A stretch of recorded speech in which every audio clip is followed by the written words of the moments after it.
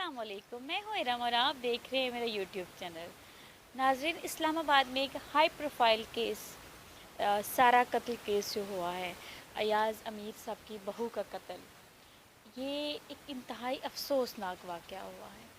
इसकी जो सबसे पहले अपडेट्स आई थी वो तो आपको दी थी, लेकिन अब जो इसके अपडेट्स हैं कल और आज की वो मिला के आपको देते हैं। ज़रा छोटी छोटी बातें की वीडियोस बना के अपलोड करने में भी आपका भी टाइम वेस्ट होता है और हमारे लिए भी ये पॉसिबल नहीं होता। इसलिए जब एक अच्छी खासी एक जामिया इन्फॉर्मेशन आ जाती है तो हम आपके लिए पूरी एक वीडियो बना के ले आते हैं।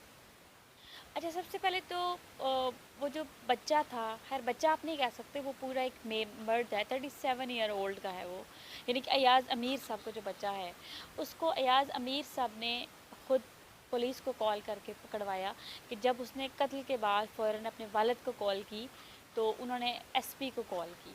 ठीक है, और वो पुलिस वालों को उन्होंने बाकायदा एड्रेस समझाया और वो आके आए और उन्होंने डेड बॉडी भी ली, मुलज़िम को भी गिरफ़्तार किया और फर्दर शवाहिद भी इकट्ठे किए। कुछ लोगों ने ये अफवाह फैलाई कि ये जो ख़बर है ये जो साथ वाला फार्म हाउस है उस शख्स ने दी। हालांकि ऐसा, मतलब जिसे कहते हैं ना कि जोग्राफिकली या फिज़िकली भी आप देखें तो ये पॉसिबल ही नहीं है, क्योंकि वहाँ पे जो एक फार्म हाउस है वो 35, 50 और 70 कनाल पे मौजूद है और इतने दूर आवाज़ जाना पॉसिबल नहीं है। ठीक है, और आवाज़ें तो वैसे भी नॉर्मली भी घरों से आती रहती हैं, कोई भी मतलब आजकल के दौर में कोई भी इस चीज़ को नोटिस नहीं करता।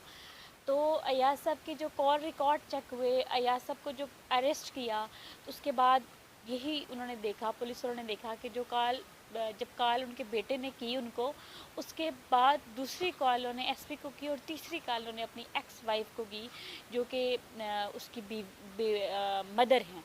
ठीक है, शाहनवाज़ की जो मदर हैं वो अयाज़ अमीर साहब की एक्स वाइफ हैं। उन्होंने कॉल उसको की और उनको कहा कि इसको जाने नहीं देना कहीं पे भी। और उसके बाद फर्दर जो है वो पुलिस वहाँ पहुँची, उन्होंने वो मुलज़िम है उसको भी गिरफ़्तार किया, आले कत्ल भी उन्होंने देखा, डेड बॉडी भी उन्होंने ली और सब चीज़ें। क्योंकि अयाज़ अमीर साहब का कहना है कि जब वो पिक्चर उसने मुझे भेजी तो मुझे लगा था कि हो सकता है या मुमकिन है कि अभी इस बच्ची की डेथ ना हुई हो। उसके बाद उनकी शादी के हवाले से कुछ बातें आ रही हैं। ये शादी मिड जुलाई में होती है और चकवाल में होती है और कुछ लोगों ने ये कहा है कि ये कोर्ट मैरिज हुई है। तो ये कोर्ट मैरिज नहीं हुई। ये वीडियो मैं आपके साथ शेयर कर रही हूँ, आप वीडियो में देखें कि ये बाकायदा एक शादी थी जिसमें लड़की के फैमिली वाले मौजूद नहीं थे, लेकिन यहाँ से फैमिली मौजूद थी। तकरीबन फंक्शंस हुए और एक अच्छी, जिसे कहते हैं ना, डिसेंट सी एक तकरीब हुई और ये शादी हुई। अब बातें ये होती हैं कि ये लड़की कैनेडियन नेशनलिटी होल्डर है और जो मुकीम पजीर है वो दुबई में है, वहाँ पे ये जॉब कर रही है और ये एक इंटरनेशनल कंपनी में जॉब कर रही है और इस लड़की की सैलरी 35 लाख रुपए पाकिस्तानी थी और एक वेल सेटल्ड लाइफ गुजार रही थी। और इस लड़की का अब ये जिसे कहते हैं ना कि कांटेक्ट कैसे होता है, जो शाहनवाज़ है, मुल्ज़म शाहनवाज़, ये जब इसके वालिद की और उसकी वालिदा की सेपरेशन हुई तो ये उस टाइम ए लेवल्स में था और उसके बाद ये बार बार फेल होने के बावजूद ये मज़ीद तालीम जारी नहीं रख सका। और उससे पहले किसी क्लास में ये दोनों एक साथ पढ़ते रहे, यानी कि ये पहले से एक दूसरे को जानते थे। और फिर फेसबुक या किसी भी समाजी जो रवाबित की जो वेबसाइट होती है वहाँ से इनका रब्ता होता है और इनकी कुछ अरसे इनकी बातचीत चलती है और फिर इनकी जो है वो शादी तय पाती है। अभी इस बात का तो पता नहीं लग सका कि फ़ैमिली इन्वॉल्व क्यों नहीं थी, लेकिन ये बातें भी सामने आ रही हैं कि दोनों फैमिलीज़ में इनकी रुखसती की बात चल रही थी। अब वो जो मकतूला सारा है वो आती है पाकिस्तान और यानी कि कत्ल होने से एक दिन पहले आती है। अब ये देखें कि वो बेचारी पाकिस्तान में बसने के लिए आई थी, उसने 1 साल की अपनी कंपनी से छुट्टी ली थी और बसने के लिए आई थी और वो जिसे कहते हैं ना कि वो बेचारी बसने के बजाय वो इस दुनिया से ही चली गई, उसकी दुनिया ही उजड़ गई या उसकी वो इस दुनिया ही इसके लिए ख़त्म हो गई। अच्छा, वो रहने के लिए इसलिए पता चलता है कि आई थी क्योंकि वो बाकायदा उसने गाड़ी ली और जो मेन तकरार है जैसे हस्बैंड वाइफ में हो जाता है वो उस गाड़ी की वजह से हुआ कि वो मकतूला ने अपने नाम पे करवाना चाह रही थी जबकि जो शाहनवाज़ है वो अपने नाम पे करवाना चाह रहा था। वो एक इंतहाई लालची इंसान था کہ کچھ لوگوں کا یہ بھی کہنا ہے، بلکہ آپ یہ کہہ سکتے ہیں کہ کچھ فیملی ممبرس کا انہوں نے یہ بتایا انہوں نے کہ یہ کچھ ہیلے بہانوں سے ان سے پیسے بھی منگواتا رہا ہے پہلے بھی. ظاہر ہے تبھی تو اس نے ایک ویل سیٹلڈ لڑکی سے دیکھ کے شادی کی، ورنہ شادی کرنے کے لیے تو پاکستان میں بھی بہت لڑکیاں موجود تھیں. اور اس بیچاری نے بھی جسے کہتے ہیں نا کہ باپ کے نام پہ یا فیملی بیک گراؤنڈ کو دیکھ کے شادی کر لی، مزید کوئی چیز نہیں دیکھی، نہ انویسٹیگیٹ کی، نہ کچھ کیا. اسی لیے ایسی شادیوں کو پروموٹ نہیں کیا جا سکتا، اور نہ کیا جاتا ہے اور نہ کیا جانا چاہیے، کیونکہ ان کے حالات آپ کے سامنے ہیں. پھر وہ جب شخص ان کی جب